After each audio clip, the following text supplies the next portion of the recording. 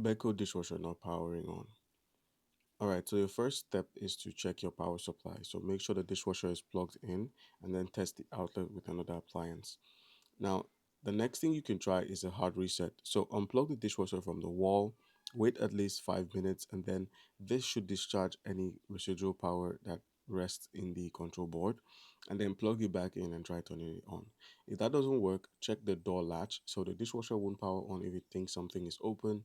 So open and close the door firmly. Make sure there's nothing blocking the latch, and also ensure the water inlet tap is turned on.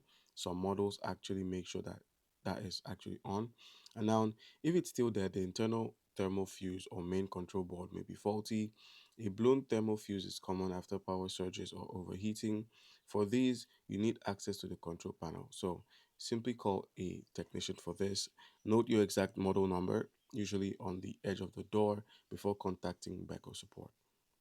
All right.